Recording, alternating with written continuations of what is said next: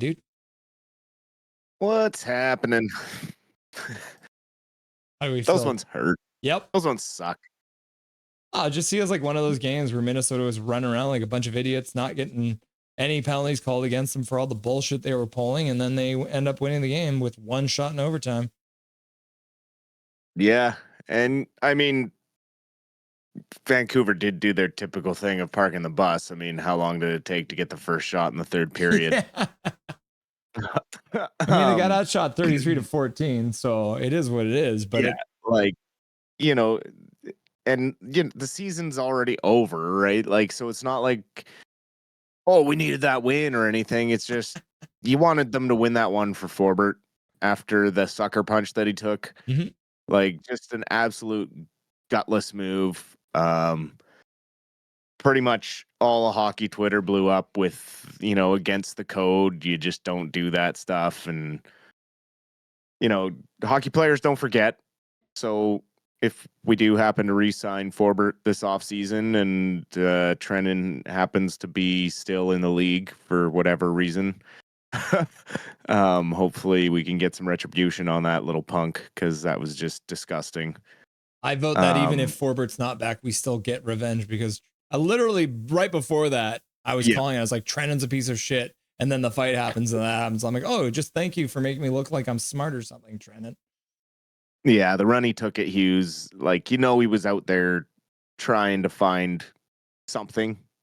I mean, he's trying to spark his team, to be fair. But like, there's ways to do it without sucker punching a guy when he's down and trying to not hit his head on the ice and is kind of tied up with the linesman already. Mm-hmm. You don't tag him right in the eye with a sucker punch. It's just uncalled for. Yeah. Do you think the league looks at that? Is that a suspendable offense, or is that just going to go and it's going to disappear? That's a tough one. The league could maybe look at that one, but yeah, it's a weird one with how it was called on the ice. Even look, the refs made it sound like they were reviewing a 5-minute major, and maybe they were going to give him a penalty, but decided maybe that it wasn't as bad as they thought. It's just he just caught Forbert kind of perfectly. It was just didn't sit right as a hockey fan, even if it were the other way around. Like, if Forbert had done it to Trenin, I wouldn't have liked it. No. Wouldn't have liked it anywhere in the league. So it's just something that I didn't want to have to see tonight. But it was good to see him stick up for Hughes and that sort of thing. But yeah, just unfortunate that we couldn't hold on and get that win. Yeah. I would say if we're going to talk about the biggest down of the whole night, it's the fact that we didn't get to see Marc-Andre Fleury in net, despite the fact that Gus isn't started yesterday. So obviously, I mean, Minnesota is pushing for their playoff spots. So they're playing their number one back-to-back. But it would have been nice to see the Flower for one more time, wouldn't it? Oh, definitely. It's going to be nice that he gets the after hours interview with Scott Oak, but it for sure would have been nice to see him on the ice just one more time. Seeing the clip of him getting to play the last home game there with his kids out on the ice for the anthems and stuff. It's really cool to see a guy who's that well respected around the league, and he's just been a happy-go-lucky guy everywhere he's gone. He's known as a prankster, and we see his pranks often online or even just on sports highlights shows, because he's he's just so prolific with the way he likes to prank former teammates and current teammates. It's quite fun. He seems like he'd be a good guy to grab a beer with and just talk about all the stories. I hope the Chicklets boys can get him on there for a career rundown. Now that he's going to be officially retiring. Get some juicier stories. They always get a little extra stories once they've retired, and you can hear some of the shenanigans they got up to. Yeah. Jake DeBrusk with a nice tip on that goal in the second period on the Niels Hoglander shot. Niels Hoglander again on the power play, which obviously near the end of the year they're trying some things out, but nice to see Hoglander on the power play and Jake DeBrusk doing what he does, getting a beautiful tip in front there. Yeah, no, Jake DeBrusk matching career high 27 goals. So, I mean, good for him. That's what he was brought in for. It's a cheap 27 goals at $5.5 million for the next couple years. So, I'd love to see his defensive play tidy up, but definitely has delivered on the offensive side. Needs to find a more consistent way to provide that offense. And I think he has that ability, but he needs to have the attitude.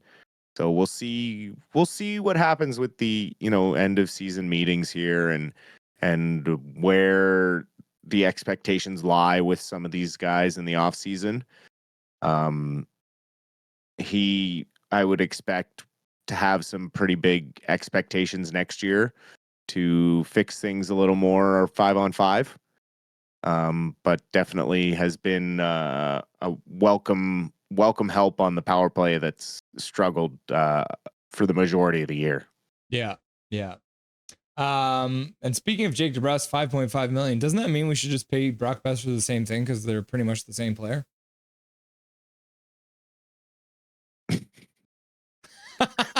You're just baiting me. You're baiting me. I'm not going to take the bait. Fair enough. No, you know how I feel about Besser, right? Like you have to separate the emotion from the player. I get how much he means to the team and the city of Vancouver and all that he's been through with the team. But when you look at the stats, he's only got 30 goals once in his career, and he doesn't have the ability to drive the play. In our last must-win game where we got 6 goals, he was nowhere to be found on the score sheet. Like, if you want $8 million, you got to show me you're an $8 million player. And yeah, he got a few goals down the stretch, and he is a clutch guy. But to be that clutch guy, he's got to have 4 or 5 other guys around him finding the puck for him. Mm-hmm. He's not the guy in the corner digging the puck out. He's kind of the guy that hovers around the top of the circles waiting for that puck to find him. I just don't see him being an $8 million value player for 8 full years. Mm-hmm. I've said many times, yeah, sure, because the cap's going up, give him $8 million for 5 years, heavily front loaded. But you can't make that investment for much longer, especially where we're at right now, where we can't just throw that kind of money at a winger because he makes us feel good. Right. Like we need a bona fide second center, especially if Hedl is done and may not come back. Like, we don't know what his health is going to be. We hope for the best and that he gets a good summer, can train and come back and maybe never has a concussion again. But the odds of that are pretty low considering he's had 5 in his very young career. Yeah. So you kind of want to go after someone who's going to insulate that second line, maybe even first line center role. We also have a lot of question marks around Petey and his attitude coming back, right? Like, we don't know where he's at when it comes to Talkit, and if those two, or even Alvin, like, the way he just throws players under the bus and drags them through the mud in the media, who's going to want to sign here as a free agent, for one? And, like, for two, the guys that we have here, like, sooner or later, that message kind of wears thin. Like, positive reinforcement goes a long way, and there hasn't been a lot of that this year, except for a very select few guys that get it from Talkit. But short of that, there hasn't been a ton of, like, when there's good stuff happening, there's not a lot of good praise or anything like that. Like, I'm not saying that we need to roll out to, confetti and streamers and say, congratulations, you got an assist this game. But like when they have a stretch of good games, we have to recognize it as like fans and be like, yeah, they're working in the right direction. But it's like the second they make a mistake, it's like that gets focused on. And so it's tough. It's a really tough situation that the Canucks are facing going into this offseason. Like we thought that defense was always going to be the question mark. Well, that is like solid for next year, especially if we do re-sign Forbort. Like, yes, it pushes DPD to the right side, possibly, but you know, running him and Mancini as a 6-7 and swapping them in and out is a great plan for next year as they grow as young players, and it has worked well this season. So realistically, you know, you have like Hughes, Marcus Pettersson, and Forbort on your left side, and then on your right side, you got Hronik, Myers, and Mancini, DPD. Like that's a pretty solid decor for next year, if you ask me. Yeah. So really, like we're a top center and like a high end winger, not even high end winger, like just like a good top six winger away from being back to a contending team, provided that our coach can suck it up and learn to listen to maybe a different assistant coach that knows how to coach offense. But you know, it all kind of revolves around Hughes and how he feels, and it's just there's a lot of question marks going into the offseason. I know there's 2 games left, and we're, you know, putting the cart before the horse a little bit, but we got to start thinking about these things as we wind down because, you know, everything starts happening really fast as the season ends. You know, next thing you know, the draft is here, and then it's free agency, and then all of a sudden training camp's right on you. So,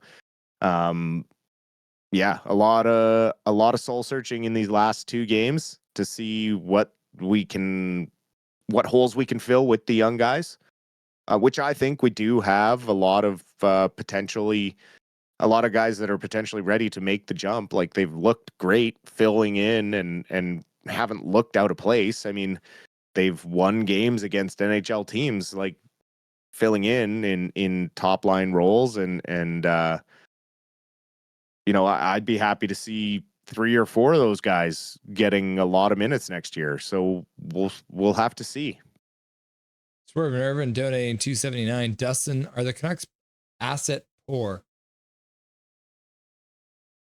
I wouldn't say they're asset poor in the sense of they do have a lot of like prospects that they could move. The problem is, do you want to move them or do you want to have some growing pains? Like this is why we thought the team needed to rebuild before, right?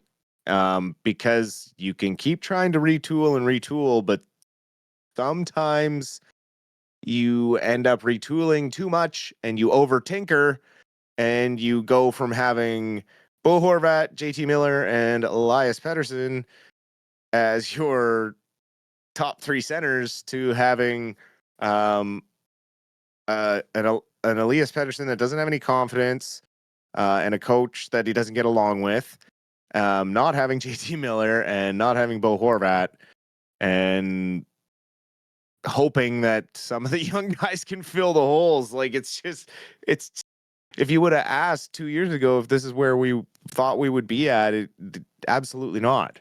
Right. So it's just Alvin's got to look in the mirror as well and do some soul searching and figure his stuff out and ask himself if that's how he wants to continue carrying himself in the public persona when it comes to his relationship with his players. There's tons of questions.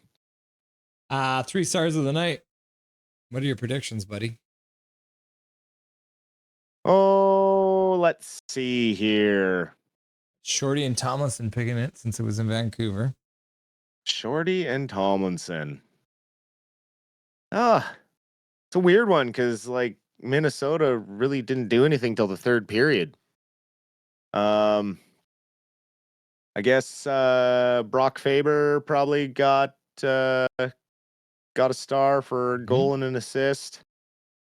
Kevin Lankinen making 30 saves, maybe. Yep. And Jake DeBrusk getting his 27th goal of the season, matching a career high. So close. Matt Zuccarello with the game-winning goal gets the 3rd star of the game. So you got 2 or 3. So, you know, we'll call it a win because you got 2 out of 3 anyways. And Brock Faber, with probably the most hilarious photo of any player. He threw on some glasses. I don't know if he actually wears glasses, but he definitely looks like a nerd in that picture. But we'll forgive him for it, I guess, this time. It looks straight out of Slapshot. Yeah. He looks like one of the Hanson brothers. Probably what he's going for, cracks right? me up all the time. All right, let's hop off the Vancouver Canucks. Let's quickly look at, because we mentioned we were going to talk about Willander and Celebrini. So we did just see they did end up falling in the Frozen final to Western Michigan. And this is actually the first time they've lost to Western Michigan in any time that they've ever played, which is pretty crazy. But yeah, ended up falling pretty big, 6-2. Yeah, a couple of those late in the third.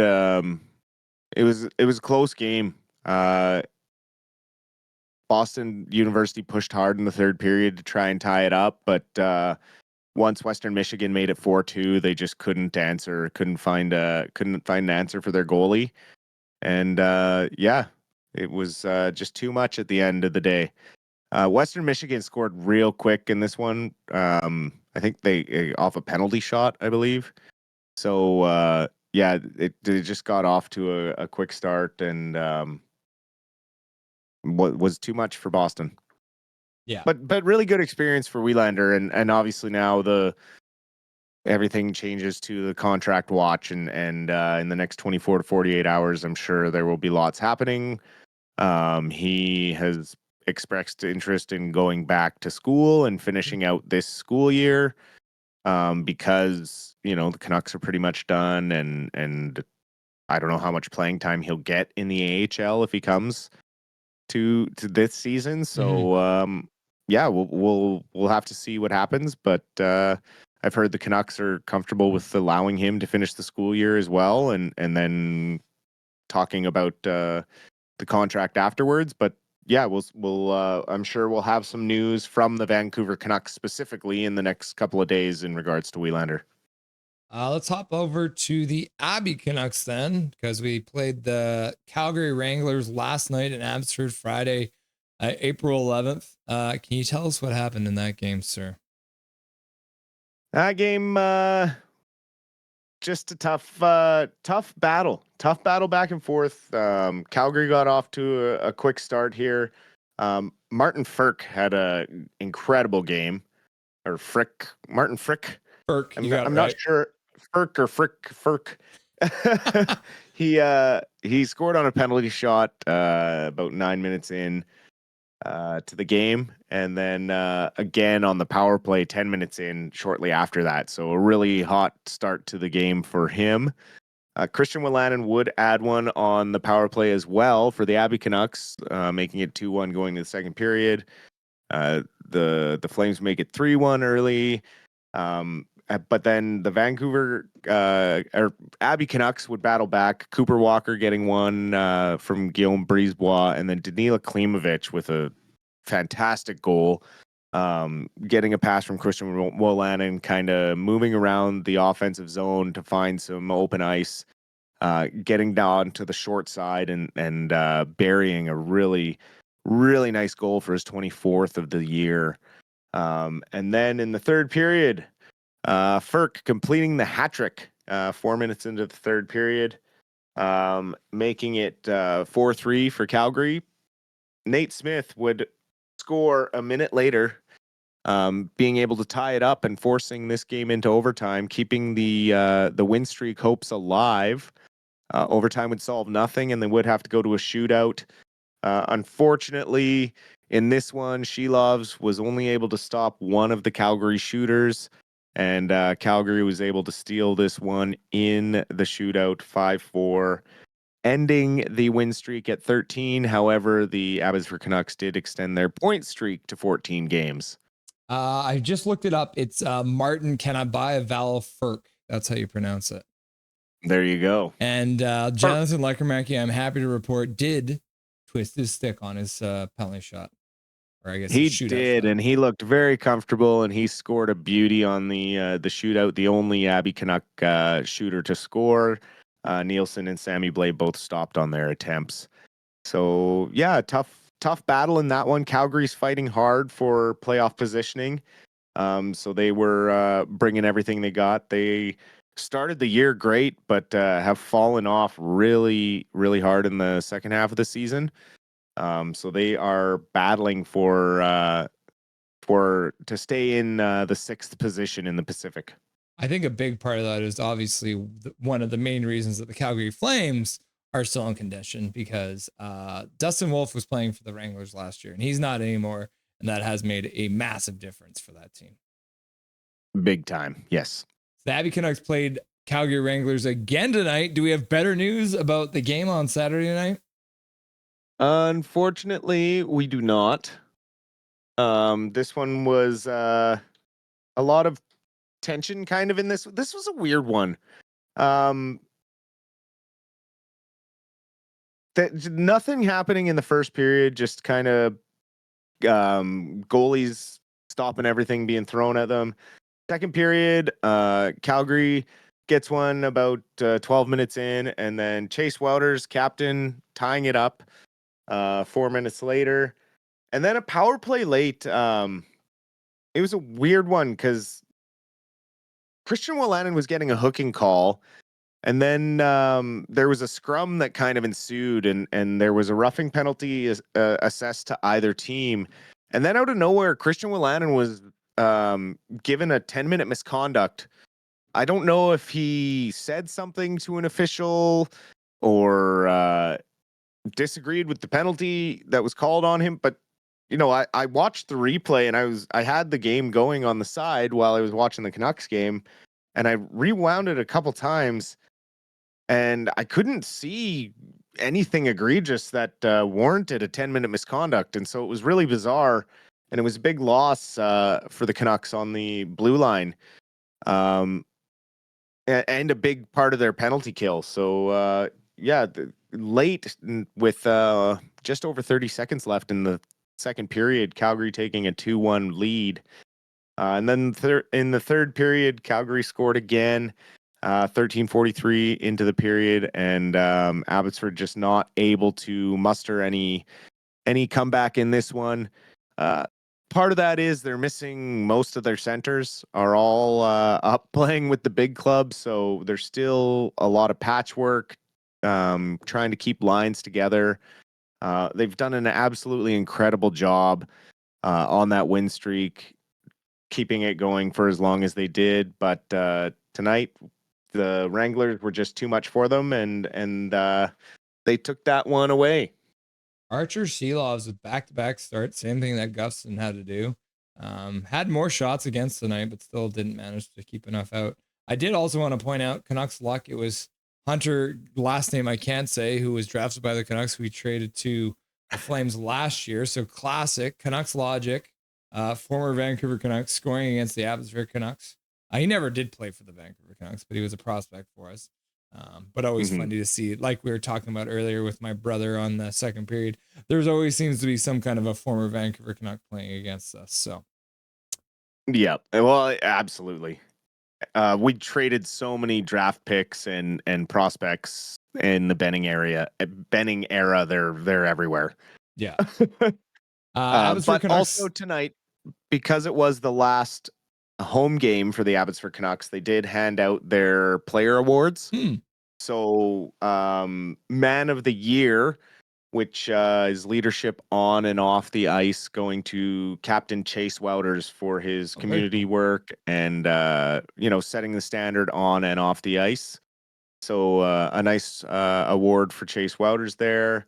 And then they had the fan favorite award for the second year in a row going to Arshdeep Bains for the hard work that he does offensively for the Abbey Canucks.